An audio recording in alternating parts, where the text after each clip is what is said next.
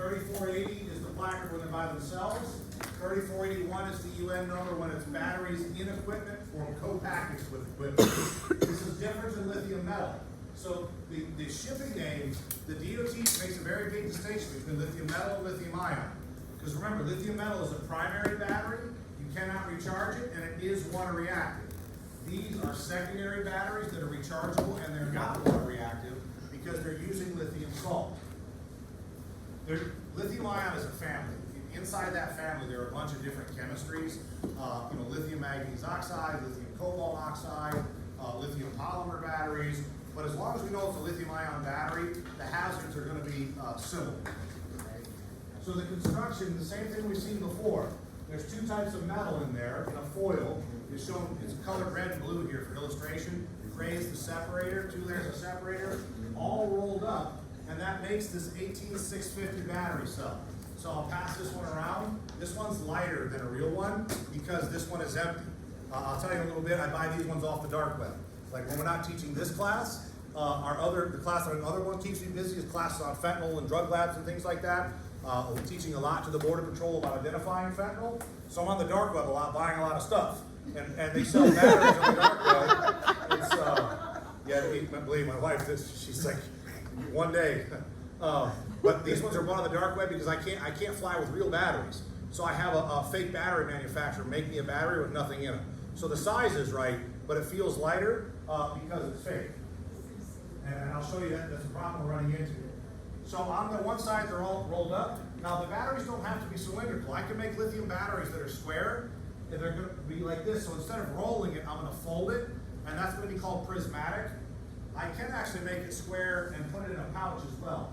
So the cells you're going to see are cylindrical shape of different sizes, prismatic, which are square of different sizes, shapes, and some of these prismatic ones are big. And then pouch cells, which tends to be phones and iPads and Kindles and stuff. That pouch cell is inside a foil like a Ziploc bag. It's not very sturdy. So the electrolyte that's in the pouch cell, they tend to add a gel to it in an acrylic, and it makes it turn into a polymer. So the electrolyte firms up a little bit. So you might hear that called lithium polymer, also called like lipo. The only real difference it makes to us, the pouch cells, when they start off-gassing, that they'll swell because that is it's not a rigid container. So as it swells up, you'll start to see a problem, maybe in a little bit. These ones you will not. These are firm outer casing, either metal or plastic, and the pressure will build inside it and it will bust open. Sometimes a lithium-ion battery incident starts with you'll hear an audible pop as the first cell busts, and then it's going to continue. You don't tend to hear that with the pouch cells, but you may see it swell. So cells go into modules. So here's a battery module with cylindrical cells. Over on the right is a battery module with prismatic cells.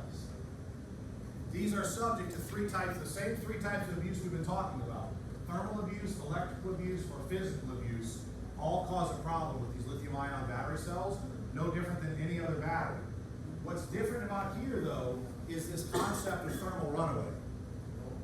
So when I abuse a battery, either a lithium-ion battery, either thermal, mechanical, or electrical, that generates heat.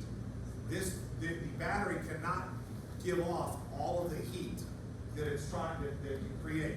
So as a result, some of that heat is going to go back and become more thermal abuse. And abuse creates what? More heat. And I can't get rid of the more heat, so now it creates more abuse. The first thing that's going to happen is there will be some off-gassing that's invisible. You won't be able to see it initially, but you might smell it. It has a weird smell. Here's how I know this. Sometimes, what I wanted to do in this class is blow up batteries in the afternoon. And I was practicing blowing them up. And I had a little heat, like a George Foreman grill and a griddle and some things. And I was putting some batteries up there. But it was so unpredictable, I'm not comfortable doing it in front of students. Because sometimes it blows up before I'm ready. Sometimes it blows up when I'm not ready. And sometimes it don't blow up. And I'll put them on there, and then I'm like, I'll gather around, everybody watches, and nothing happens. And then we come back inside, and I look out the window, oh, my battery's on fire. So it's very unpredictable. So I've tried it a lot. I can blow it up accurately about 50% of the time. Now, as I've been doing all that, Of course, I didn't have respiratory protection on in the beginning, right? And so I can smell it, and I know what it smells like when the battery's going bad. It smells like bubble gum. Not like, like old school bubble gum, not spearmint or any of that kind of watermelon that they have now, right? Do you ever have that gum as a kid called Big League Chew? Remember we were trying to get kids hooked on tobacco, so we gave them Big League Chew and Canadian cigarettes? So that little pouch of Big League Chew had like a bubble gum, an original bubble gum smell. A lot of people have written articles in the battery industry. I don't know if there's different chemistries in lithium ion. So I don't know if every chemistry smells like that. But I'm probably blowing up a few hundred batteries, and many of the time, before the battery vents, I'll be like, oh yeah, that's something you have. Like, all right, here we go. And I'll back up, and then the battery will blow up. So that bubble gum might be the first sign of a problem. The bubble gum odor. Now, the next thing that happens is, this is getting so hot from this abuse, it's converting the liquid electrolyte into a gas, and it's breaking down some of the chemicals inside. It's expanding into a gas, and the cell can no longer contain the gas. Generally, what's going to happen, the end of this battery is going to blow out, and it's going to vent. It will vent with pressure, like a leaking propane cylinder or something, and it will make a sound, like a hissing sound often the time, and empty its contents. There might not be a fire. You can just vent gas, and that's it. However, if I vent gas that's flammable, and it happens to arc at the same time, or spark, what's going to happen now? It's going to be a jet fire that comes out of there. So I go from abuse to heat to off-gassing to venting, there may be a fire. That's in a single battery cell. If I overheat one of these battery cells, what's the radiant heat going to do to these other cells? Then those ones are going to warm up and they're going to vent. So one will affect 3, 3 affect 9, and it get bigger in the cloud. And at any point, if there's an arc, when one of these cells fails, there's going to be a fire. And then every cell that vents after there's a fire is not going to look like venting. It's going to look like a jet fire, right? So when I get this heating in a single cell, it's called thermal runaway. I have cell abuse, which goes to thermal runaway, and thermal runaway could be venting or fire. And as it spreads to other cells, that's called propagation. So now it propagates to other cells. So let's watch this scooter video that you saw earlier, and now you know exactly what we're looking for. You're going to see this whole process.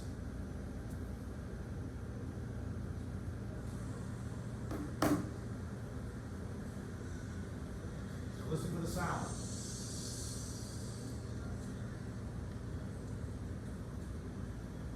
Now it's spreading to other cells, the heat. They're boiling, they're about to vent. Now those are going to affect more cells.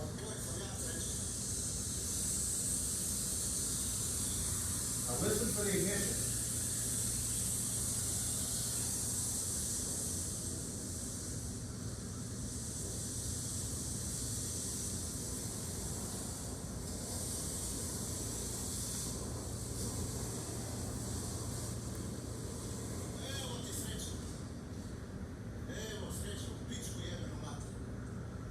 I think he said he needs a new scooter.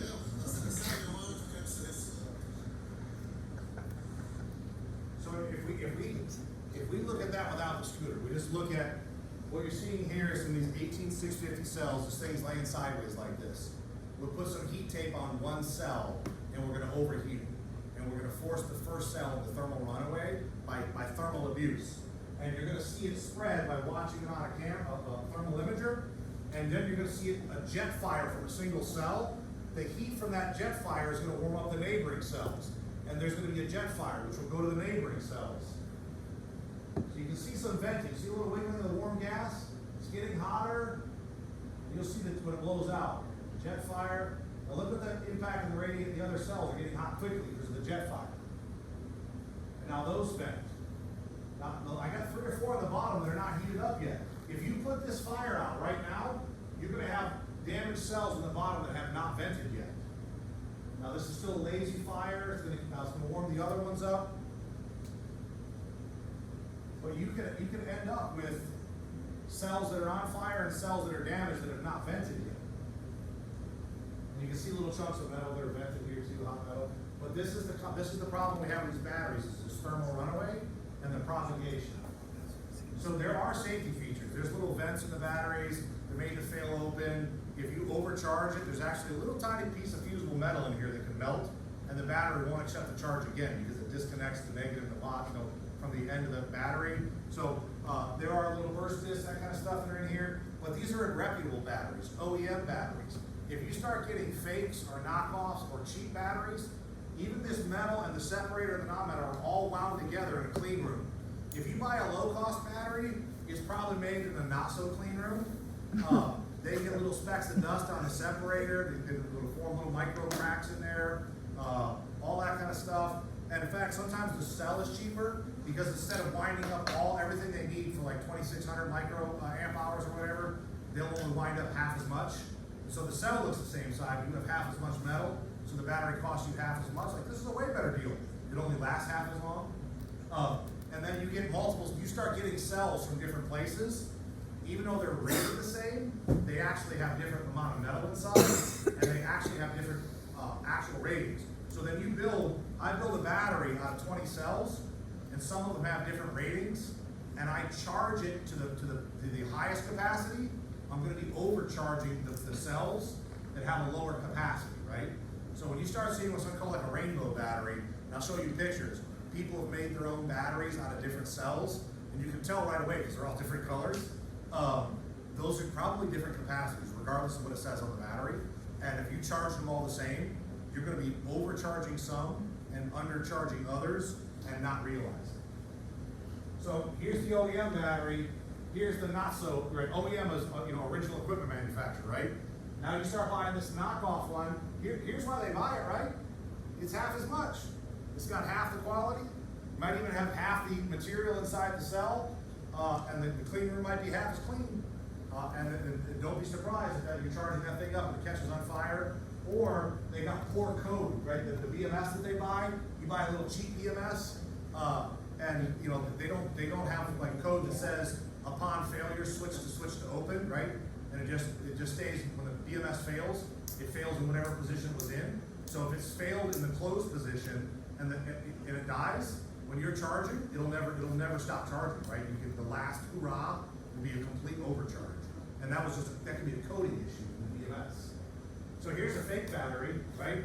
I buy this thing off the internet, and it's saying 18650, 3,000 milliamp hour, everything looks great. I got barcode CE mark right here. Look at all this has been third-party tested. This is a good one.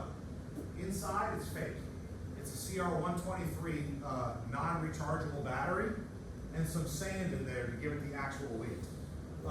When I buy these ones on the dark web, the guy asked me what I want in there. I said, what do you mean what I want in there? You want me to put like a AAA alkaline battery in there? I can put some sand in there for you if you want. I can just put sand and have nothing in there. I said, want to shake around? I said, no. He said, I'll put some glue in there and be firmed up. I'll get the exact weight. He said, I can give you, I can mark in whatever density you want. I can put the CE stamp, the Underwriter Laboratory stamp. I have LG and Samsung lot numbers that work, because there is a secret code to the lot numbers. You can add them up a certain way to verify them. He'll put real ones on there, all that kind of stuff. And I said, but they won't work? No, it's just not going to work. It's sand and Elmer's glue in there. I said, what happens when they charge it? Oh, that won't be good. Right? It's all that kind of stuff. And look, the dude that I was buying from the dark web, I hate to tell you I'm a snitch, but he said, listen, you don't have to keep getting on the dark web.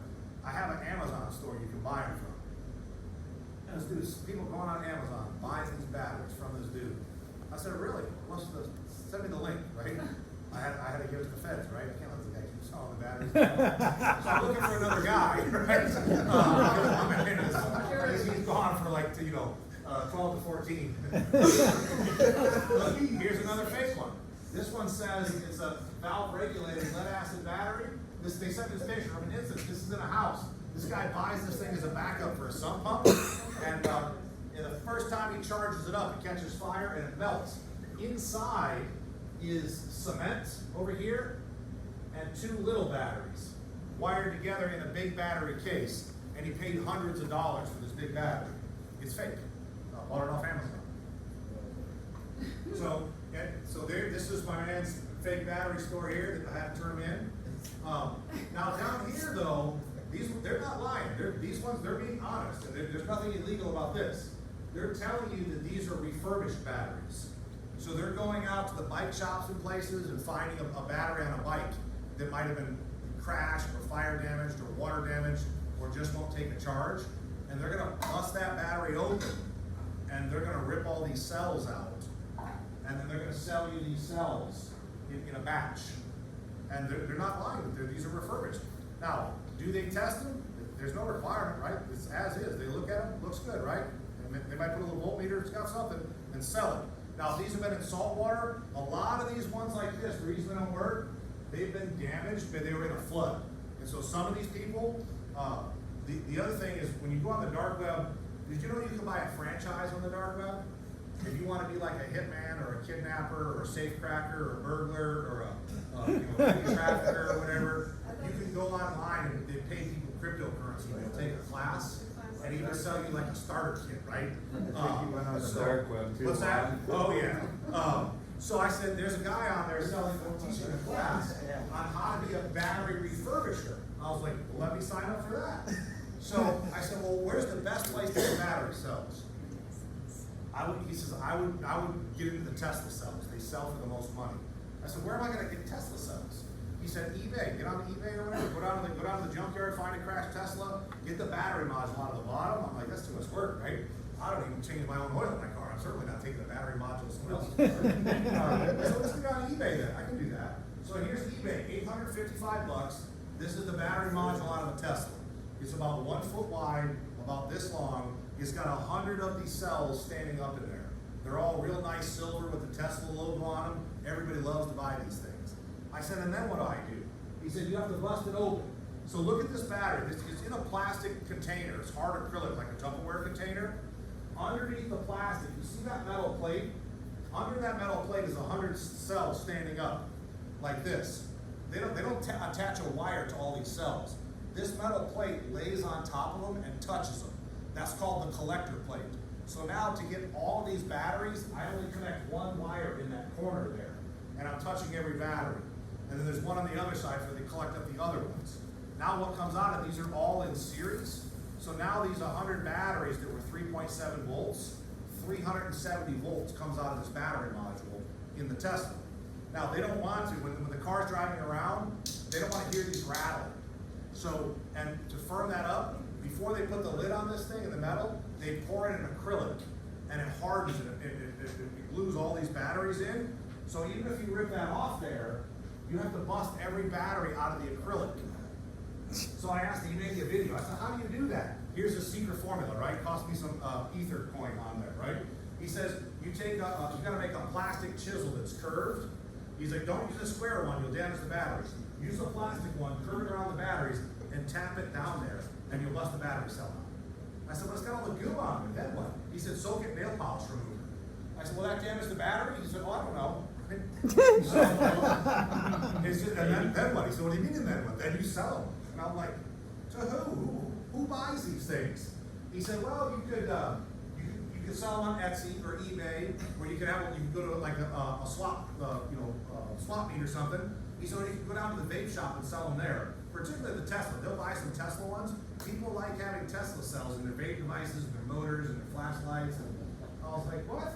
I said, well, what happens if someone puts this in the vape pen and it's been damaged or whatever because the Tesla that I got the module from was in a flood of salt water? I said, couldn't it blow up in their face? He said, yeah, that happens, right? So here's an 18650 in that vape pen. It overpressurizes and the bottom blows out.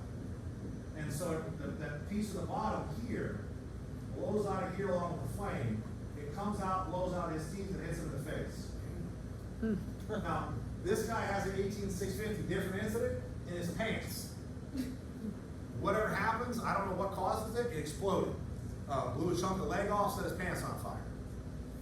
So a single 18650 is like a little pipe bomb. It will sear, if you have this in your hand, close hand, it will blow your fingers off, right? It can put your eye out, all kinds of, so you can have serious injuries from a single 18650. Part of the reason I'm telling you this is, when I'm about to get into scooters and cars, there are incidents where these are flying out into the roadway. And then you're gonna get called to pick them up, and don't be picking these up with your bare hands and putting them in your bunker pockets, or just throw them in the cup holder or your fire SUV or whatever. This thing's gonna explode at any time. Once they're damaged, this can happen minutes, hours, days or weeks after the damage. So if I squeeze this right now with some pliers, it may catch fire in 3 weeks from now, is when we'll finally see that. So once they're a damaged battery, they gotta be treated like little bombs. Here, look, I got hired to help with a battery, place was consistently having a battery problem. And I signed a non-disclosure, so I can't tell you where it's at. But I'll tell you this, it's a white building with a dome at the top, and the people that work there are elected. And when they get new computers, they take out the hard drives and they grind them up and destroy them. And they take the batteries out, then recycle the computer. And when they're taking the batteries out, they kept having the little blue drum they're putting the batteries in, kept catching on fire. So they can't figure out why. So they hired me to come see why are they catching on fire. So I said, well, it'd probably take me a week or so, and I write your report. I said, well, come on in. I land. They said, listen, we'll get a security clearance. We'll show you what's happening. I go deep into the basement of the white building, and there in the little IT room where they destroy the thing, they got some kid making minimum wage. He pulls the batteries out with needle nose pliers, and the more he pulls, the more he squeezes, right? And every battery, I look at the drum, has a little squeeze mark on it, right? From these pliers. And then eventually one catches on fire, so there's a problem. Right on there in 5 minutes. I told him to take a week, and I made him pay me in advance, right? They were gonna pay me for a week, I'm there 15 minutes, there's a problem. Tell him to stop doing that, right? What should we do? I said, bust the plastic around. Don't pull the battery. That's it, that's it. Can we get a refund for the other 4 days? No, sir.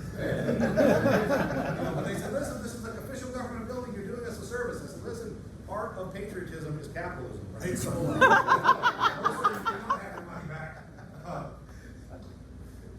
So let's talk about our response considerations. What are we going to do if there's an emergency involving, what are our options? Now that we know what these things can be, we can have a thermal runaway caused by physical damage, electrical damage, or thermal damage. So I'm going to talk about some generic options, what works and what doesn't, and then we'll get into specifics on scooters, cars, and hoverboards after the break. So let's talk about if these things catch on fire, how do you put them out? Because there's a combustible liquid like diesel fuel inside these batteries. And they have two different types of metal, and there's carbon in there as well. The negative side of the metal, they take like the tin foil, and there's like a graphite carbon mixture that's dipped in. So you have that carbon burning, you have the electrolyte burning inside there. The electrolyte is boiling and coming out as a flammable gas. So you have a three-dimensional gas-fed fire and a flammable liquid fire energized inside a battery pack. Foam doesn't work, dry chemical doesn't work. We'll show you a video. What they're going to do here is they're going to take 128 of these 18650s, make them into a grid, and then put them on a heat pack and force them into thermal runaway.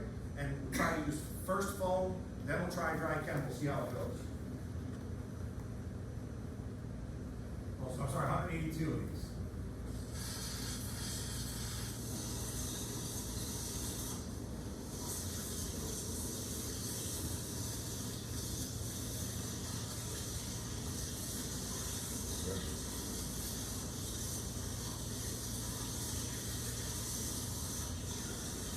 They got a foam line, foam's not doing anything.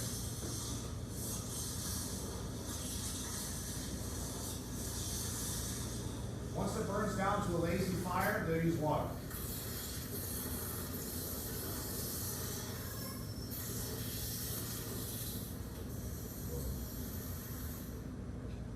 So here's dry chemical powder, ABC extinguisher.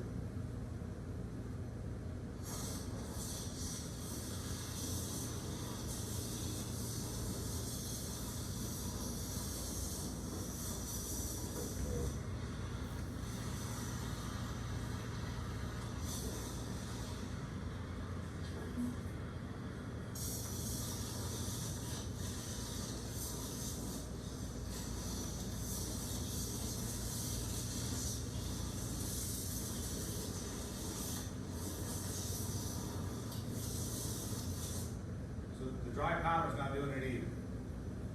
Remember that this is a heat transfer problem. I have a thermal runaway in a single cell, and the heat is transferring from cell to cell, like a forest fire, right? It's spreading from cell to cell. If you use dry chemical, and you inhibit the chemical chain reaction, does that take away any heat? No. And as soon as the dry chemical's there, if they're still hot, if the dry chemical disperses, what happens? It's continuing right back and burning. So that's only going to buy you 30 seconds of no active flame, and as soon as the powder clears, you have fire again. if I try to put foam, right, Class B foam over top of these, first of all, does Class B foam work on three-dimensional objects? No. Class B foam only works on things that are perfectly flat. You have to have liquid on the ground or liquid in a tank. And what Class B foam does, it forms a film like saran wrap, and it seals on the top, and it keeps the oxygen out and the vapors in. It only works when it's perfectly flat. If you have fuel running down a hill, or you have a three-dimensional object like a tire or a propane tank or anything like that, foam will have no effect. You cannot foam anything except flat liquid. So, even if I did put a foam blanket, would that take the heat away? No. So, why is water working? Because it's doing what? Cool. It's cooling. And you have to get water. If you can get water right on the cells, you can cool them. And when I can cool the cell, the ones that are already burning, you're not putting Humpty Dumpty back together again, right? That one is going to eject and burn itself out. But if I can get water on the next cell, and I can stop it, like a forest fire, then this thing is going to end, right? The thermal runaway will stop going from cell to cell to cell. The challenge is going to be, can we really get water on the cells? We'll see where they're located. A major hazard, those ones are already on fire. Remember when this is happening, there does not have to be a fire. All that heat can continue to jump from cell to cell with no flame.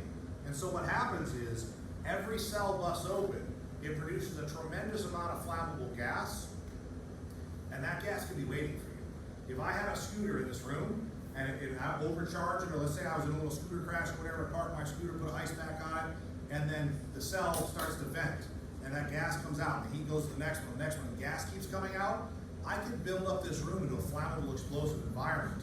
And then when the last cell arcs all of a sudden, boom, it'll blow the windows out of here. So if you get called for a smoking scooter, and I open up the door here in the bike shop or whatever, I walked in, you better have your LEL sensor.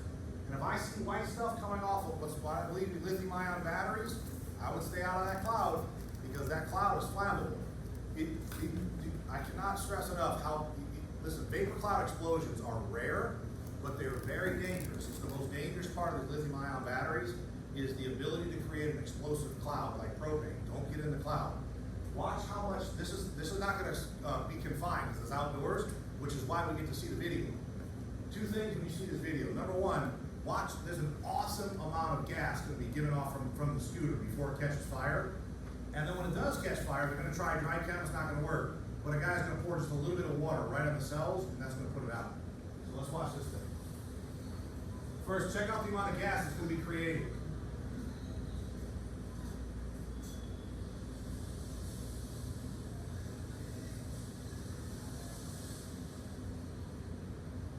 If that was in this building, it would be banking down now. And it keeps making more gas.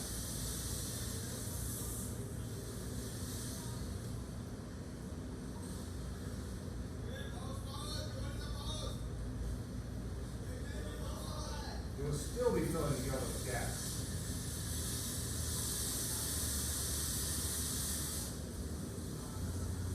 And that's ignition because it wasn't confined. If it was confined, that would have been an explosion. I admire his optimism with that cup.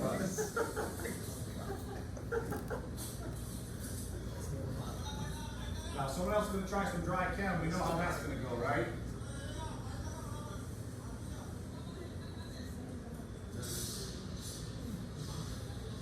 As soon as this powder clears, what's going to happen? It fires back. Now, the guy with the water bucket wants a refill. He's going to come back. And when you see him, look how easy he's carrying this bucket with one hand. There's not a lot of water in this bucket, because he's one-handing it. And he's going to pour it right on the cells, and it's going to put it out. The fire's much lazier now. There's no jet fires. He's got it. Now, it took very little water if you're in the lazier fire, right? There's no jet fires, and you get the water right on the cells, you can probably put it out. Now, they're still hot, they're still off-gassing. If there's another spark here, what's going to happen? It's going to reignite. So it may only take a little water if it's in the lazy fire phase, and you get it on the cells. However, you have to keep applying water to do what? Cooling. I'm gonna have to get a hose on that thing, and it could take 60 minutes. So now all of a sudden, I'm using a lot of water. And when this thing's all said and over, and I total up the water, and I say, oh yeah, here's what happens. Instead of saying I use 6,000 gallons of water, 500 gallons to put the fire out, and 5,500 gallons to cool it, the media will say what? That it took 6,000 gallons of water to put the fire out, right? And that's not exactly accurate. It took a little bit of water to put the fire out, and lots of water to cool the cells down so that they didn't reignite on the scene.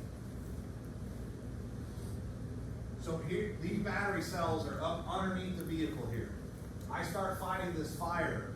Am I really getting the water right on the cells? So if I'm not getting water on the cells, am I stopping the propagation?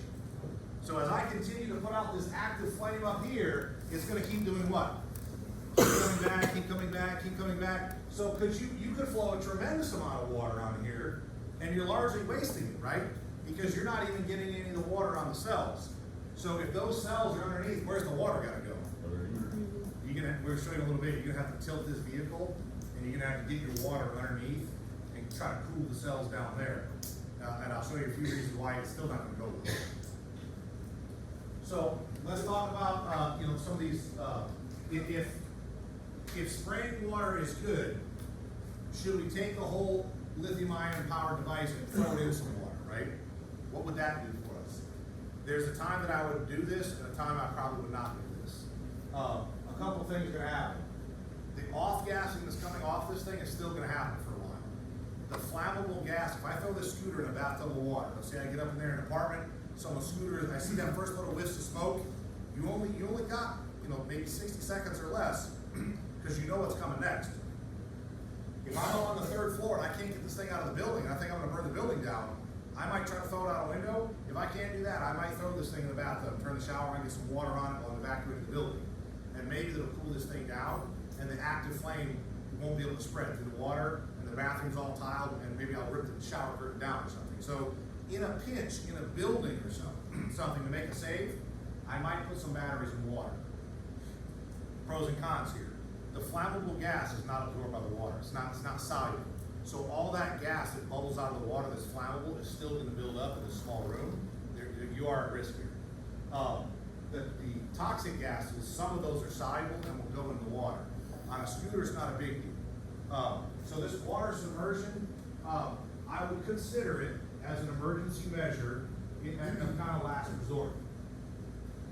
I teach this class a lot in New York City, the fire department there, they do this a lot in high rises because they get up there and they don't have any choice. They got a hoverboard, they got to occupy an apartment building or something like that. It's not uncommon. Sometimes the building's already on fire by the time they get there.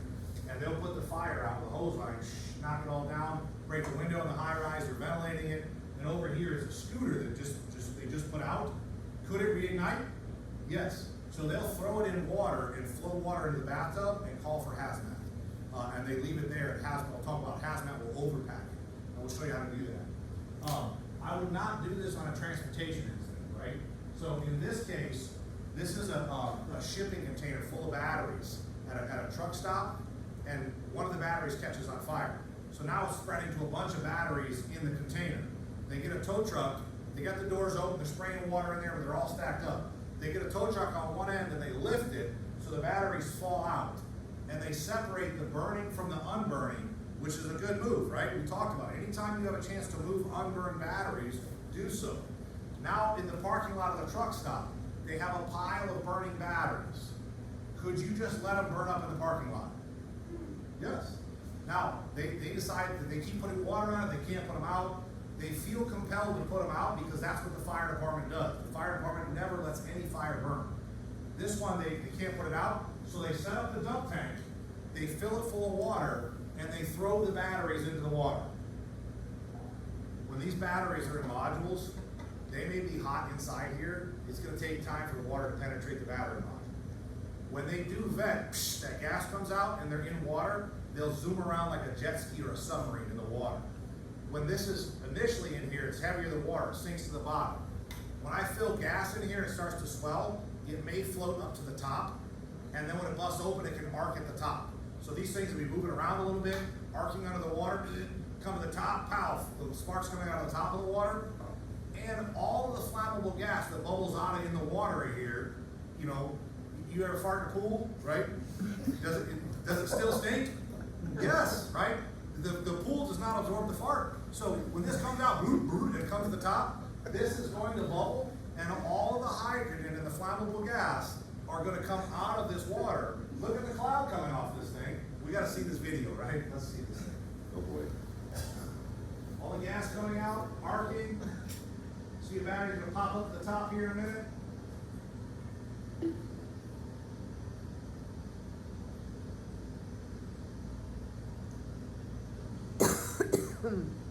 You can ignite that flammable gas.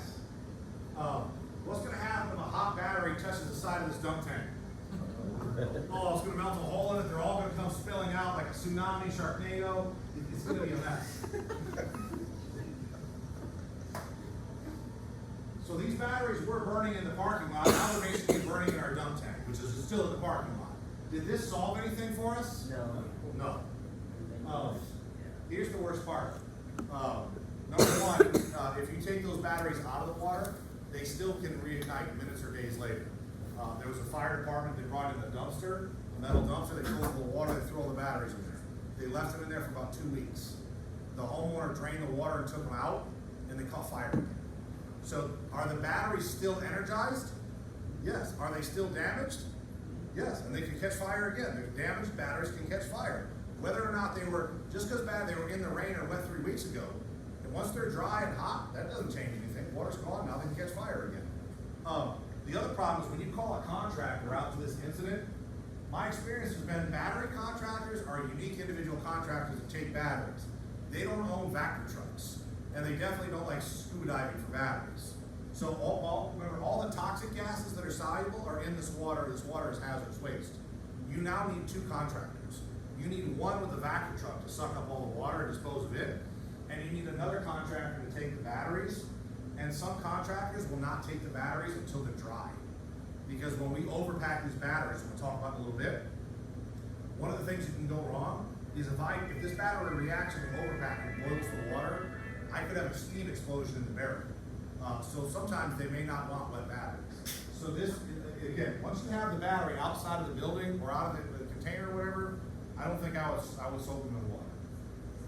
So there are another tactic that's possible. Fire blankets. This little one we've used on some incidents before. This bigger one is being sold online. We've bought a couple of these. We have not used it ever yet. This one by Bridge Hill is designed to go over top of a car. We haven't done it. We've talked to a couple of agencies who've done some test burns. I'm trying to do a test burn, but the company that's giving me the electric vehicle says I have to sign a non-disclosure and I can't film it. I'm like, why am I going to spend the time doing that? And they want me to bring the fire blanket. It's $5 grand. I'm going to bring a $5 grand blanket to the party and then I can't tell anybody about it. That's a waste of my $5 grand. I'm not doing it. But I know the vehicle is parked. It's not far from the fire station, and the vehicle is already under a battery recall. So I bought that blanket and I put it at the fire station closest to that car. I think sooner or later, that car's going to set itself on fire, and we're about to find out how well this fire blanket does. A couple things that we know. The manufacturer of the fire blanket, the one up top is called Bridge Hill. Their instructions used to say, leave the blanket on for 20 minutes. And I kept emailing them and asking, they're in Sweden, why 20 minutes? Where's the data that the fire goes out or whatever happens? They would never answer. And then about a week ago, they sent me a new owner's manual for the blanket. The 20 minutes is gone, and it now says, leave the blanket on until the battery can be disassembled. No one's gonna take a battery apart on the scene. Here's what we're finding out. Remember, this is a thermal problem. Heat going from cell to cell. If I put a blanket over the car, does that take any of the heat away? No. In fact, it's gonna keep it in, right? Now, what we've seen, we've done smaller battery explosions with fire blankets on there. I watched a video of this one, a Tesla burn with a fire blanket in California. They just won't give the video. When they pull that blanket back off, the fire's back on. So generally, you put the blanket on here, no active flame escapes the blanket, which is a value, right? And it's not gonna spread, but it's still hot under there. And when you pull that blanket off in 30 minutes, the one in California, they pulled it off in 6 hours, and the vehicle's back on fire again. So I still like the fire blankets as a tactical option. It's like a pause. imagine you go to an electric vehicle charging in someone's garage or catches fire in the garage. And you get the fire knocked down, and you saved the house, it hasn't made it through the firewall and that kind of stuff, and you know this thing could reignite. So what I would like to do is put a fire blanket over the vehicle to buy me some time to get a tow truck there to drag the car out of the garage. And now, when I pull the fire blanket back off, I know the fire's back on, but I can wait for it, right? While we got it covered up, I'll have a glass of water, Coke and Smile, I'll get a couple more tankers, we'll get the hose lines ready, and then I'll be like, all right, you guys ready? Let's get our stuff back on, let's pull it off, and let's do this now, right? So, I'm also concerned on parking garages or next to a structure. I hate that they put the charging stations in the first row of all these buildings, right? So like even where we're at, we have down at Royal Oak, we've got William Beaumont Hospital, multi-story parking structure attached to the hospital. The first row next to the OB section, where they're giving birth to babies in there, you can't exactly put that on pause, right? Next to there are like the Tesla charging stations, and what is next who parks in the front row next to the electric vehicles? Handicapped, right? Pregnant mothers, combat disabled veterans. None of those people run fast. So all these electric vehicles are all parked next to that. And there's like 6 electric vehicles. If I have one of those on fire next to where they're giving babies, and they got all these handicapped and veterans inside a parking structure, that's going to be a tough incident. So even that, I would probably try to use a fire blanket, get over top of that. I can evacuate any people as exposures. We can protect the building. They can finish having babies, all that kind of stuff.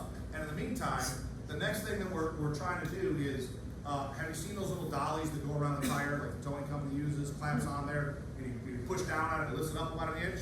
So I've never done this yet, but we bought 4. We're going to practice next week. We have a fire blanket. I'm going to try to put these dollies under there so that I may be able to move this thing without a tow truck. Or if I do use a tow truck, it might be easier, because sometimes in the parking garage, all that smoke and all that rolling, I don't think they're going to drive the tow truck in there, right? I mean, they might give me a bunch of cable or something, and if I have to go around the corner or whatever, I want to be able to move a burning vehicle while it's covered. I don't know if it's going to work, but we're going to try it. So we'll try it once. If that works, then we're going to try to set a car on fire and then cover it up and see if we can get these dollies underneath the roof. The little blankets, though, that we have used, we've got some blankets that are cheaper. They're 4x4. We have used those in a building. We got called to a battery testing lab. They call them BAT labs, battery ability testing. They're showing up all over the place. All these different batteries, after they manufacture some, they'll run some to the point of failure, or in some places they're trying to recondition batteries, things like that. These different maintenance facilities, they're having failures in the building. So in this case, they went to a little workbench. They had a battery on it. They charged and discharged it like 10,000 times to see how many cycles it could go to. Well, they did it to the point of failure. So the lithium battery caught on fire. The sprinklers went off and held the fire in check. The fire department came and had a hose line on it. It kept reigniting. It would go out and it would reignite. They wanted the hazmat team to come and get it out of the building. So we went in, we found a cart on the scene. We rolled a cart in there, turned out your SCBA.